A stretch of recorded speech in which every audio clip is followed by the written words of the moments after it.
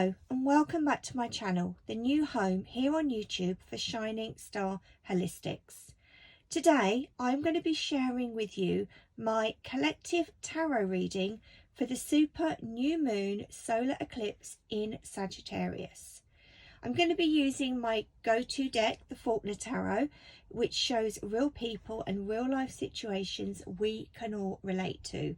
Now I've also shuffled a card from my very own crystal guidance deck, which will conclude the reading for today. So the new moon is typically a time of looking within yourself. It's a time of new beginnings, of breaking some old patterns or beliefs. And this is actually the very last new moon for 2021. Now, it is also very much about sending your wishes to the conscious universe. And I love to write a beautiful letter every month to our glorious moon. Once this is done, I also like to go back over each of my wishes. I probably do no more than 5. And I like to give an inspired action step that I can take. And I then create an affirmation for each of my 5 wishes. So it really is about feeling the feeling of the wish fulfilled. If you cannot feel the emotion connected to any one of your wishes, the likelihood it is not going to manifest. And you know, it really isn't just about sending out those wishes. As I've said, it's about taking an inspired action step towards them, and then the universe will show you the next step. So this is a huge part of what I teach in my 4-week magical manifesting journey, and the next moon journey is actually going to begin in January. So all of the details for that can be found on the website. I will put all the details below this video. So as I said, final new moon of 2021, and it really is the optimum time to think about where you want to shoot your arrows as we move slowly towards 2022. You may have some ideas already. Some of you may need to maybe just sit with this for a while and really think what you want for your own life in 2022. So let us get straight into the reading, and let's see what cards Spirit would like me to talk about today. So let's have a look at card number 1. Okay, so the King of Cups. Where in my life am I currently shooting my arrows is the question. So the King of Cups is the master of emotions. So I really feel that wherever you want to shoot your arrows, they need to come from a place of emotional balance and maturity. We can see from the image, this is Rhiannon Faulkner's husband Dave. Rhiannon is the creator of this deck, and he is just staring in awe at his beautiful baby son. So I really feel that there needs to be focus as well. You know, be clear, be concise about where you want to be shooting your arrows. I also want to add in, actually, this is coming in from Spirit, stay clear of drama and see that the glass is half full rather than half empty. So this, I feel, is really significant when moving forwards and thinking about your future, your hopes, your dreams, and your wishes. So beautiful energy. Thank you, Spirit, for that. So moving on to card number 2. How can the new moon energy help me to expand my vision and bring fun into my life? Let's have a look. Wow. Our little piggy bank representing the 4 of Pentacles. So for me, this is all about really thinking about where you are investing your precious time and energy in. Okay, so where are the positives for you? What makes you smile? Because I really think, you know, if there's something, for me, many years ago, it was the tarot, and I turned my hobby into a business, and tarot still makes me smile every day. It brings joy, and it does bring that element of fun within my life as well. But on a more materialistic money kind of side of things, I really feel that, you know, Spirit are asking you to recognize that actually holding on too tightly to maybe your money or your dreams isn't going to bring you happiness or success. So in terms of money, it is energy. We will always have enough, and I really feel that it's important to acknowledge that it's not always money that makes the world go round. It's actually the people that you choose to spend time with. They're going to bring you that sense of fun and happiness. So also, in terms of sending out your hopes, dreams and wishes to the universe, sometimes we do hold on too tightly to the form. Sometimes we need to release that control, surrender it to the universe, and simply allow the conscious universe to manifest it in the form that is right for us at that moment in time. So beautiful message there. Thank you, Spirit. So moving on to card number 3. Where in my life am I lacking inspiration or motivation to follow our dreams? Let's have a look. Oh, the devil. So yeah, it's here to let us know that maybe there are aspects of our shadow self, we all have them, that we need to accept so that they can be integrated into the light. So basically, nobody's holding us back physically. It's time to bring any negativity into your conscious awareness, so you can really shine the light on any negative patterns that maybe have been holding you back for way too long. And over time, they will loosen the grip, or you will loosen the grip that they have on you. So, you know, maybe if you feel that you've been trapped in a situation, you can break free. You know, you can just allow those limiting beliefs and thought patterns, just let them go so that you can focus on creating your own beautiful, inspired, unique, authentic life, because dreams really can come true. And if we break this number down, because you know I love numerology, it gives us the number 6, home, house, family. It also represents the Lover's energy in the major arcana. So we always have a choice and decision.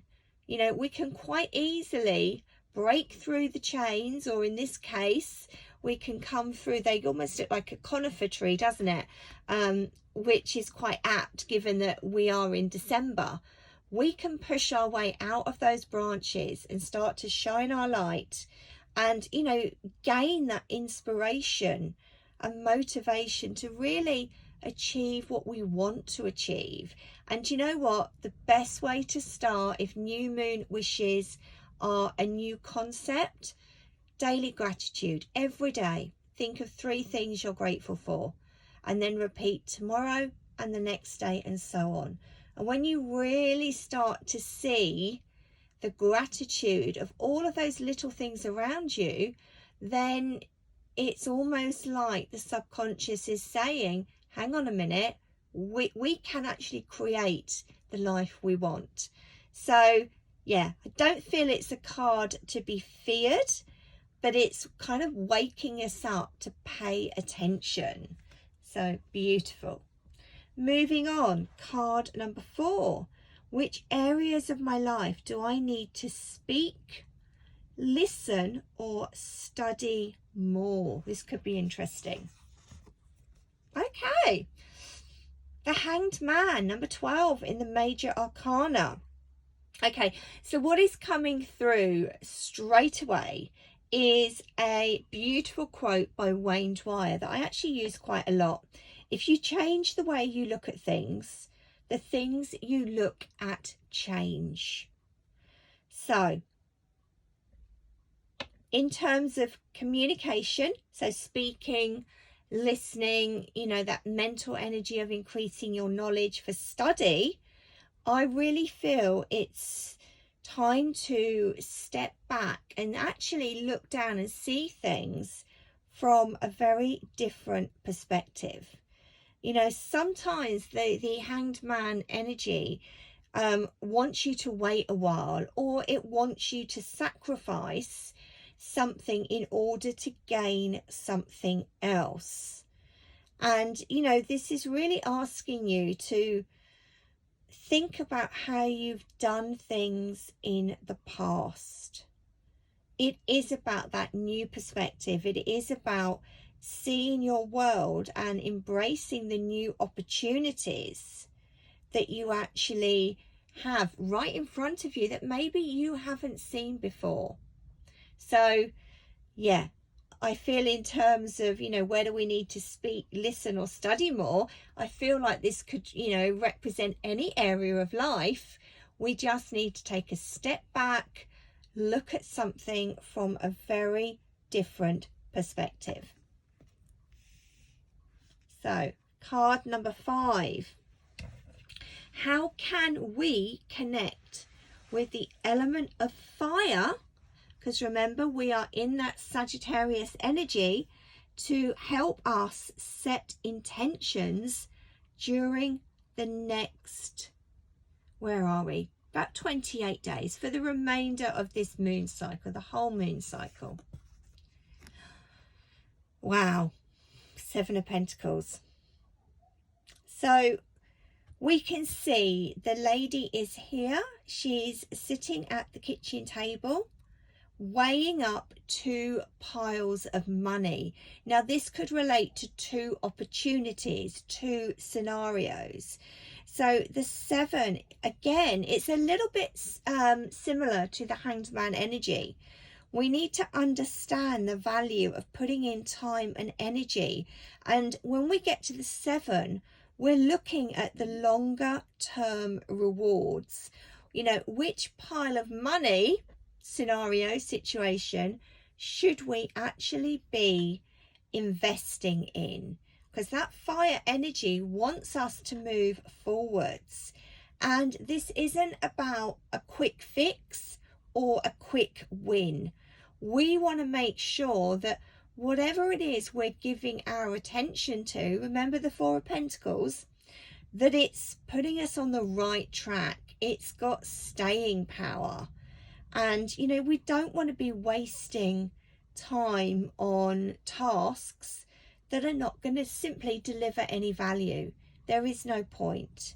So, yeah, it really is an invitation to step back from the day-to-day operations and look at the bigger picture. But equally, celebrate what you've created so far and assess the progress. Maybe you've got something that is really positive. You can see it going the distance. It's going to be successful, but maybe it needs a little tweak or 2.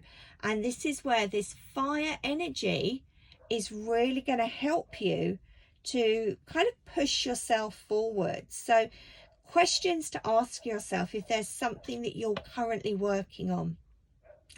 Are you on track? Are you focused on the right tasks for the goal? You know, this Pentacles energy is that earth grounding energy. Whatever it is has got to go the distance. So I think that's a really nice energy for us to focus on as we go through the next moon phase.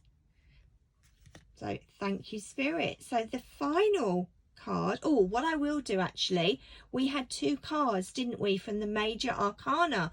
We had the Hanged Man and the Devil. So when we add those two numbers together, we get 27. So we want to break it down to 21 or below to see what the current life lesson is through the major arcana. So the Hermit. So again, I'd really feel this card is quite apt. We need to take a step back. We need to maybe take a break. We need, to think about our energy, our attention, and I think when we get to the Hermit stage, we also have that added in wisdom and knowledge that comes through from maturity. A little bit like the King of Cups. He's the master of the emotions. So this is really allowing yourself, again, a little bit of time for reflection, for reevaluation. Maybe you need to regroup. So it's a temporary experience that I feel that is necessary for our growth over the next 28 days. And there's a brilliant affirmation. When I step back, retreat, regroup, and renew, I have a clear perspective on everything in my life. And of course, we're wrapping up 2021. What better time to do a little bit of evaluation? What have you actually learned this year?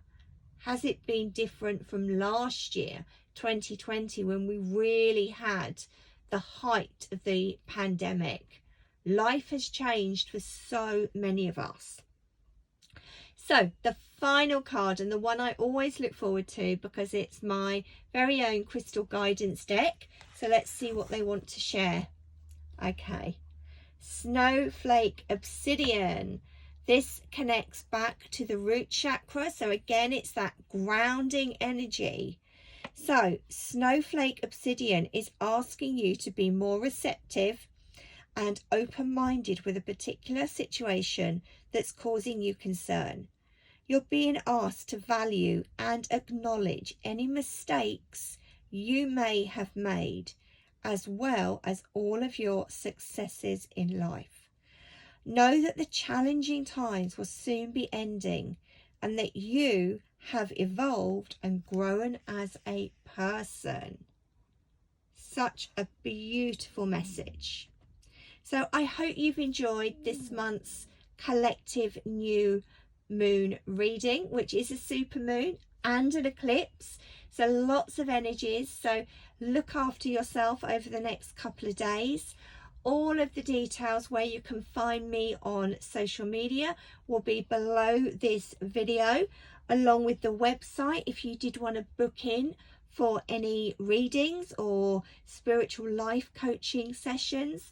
And you may even want to explore some of the beautiful journeys that I've got coming up in January.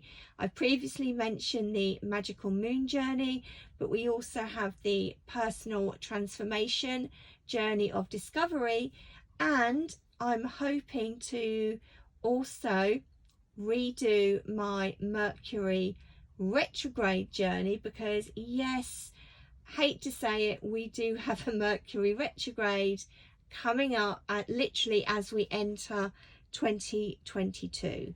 Don't forget the podcast. Have a look through. There is a new moon meditation on there. It's one of the early ones, so you may need to scroll back. That would be fabulous to do today or tomorrow on the new moon. So once again, I really hope you've enjoyed this super new moon eclipse in Sagittarius collective reading. I would love it if you could like the video, subscribe, hit that bell so you get the notifications, and also feel free to share with like-minded souls. So until next time, lots of love from me, Julia, at Shining Star Holistics.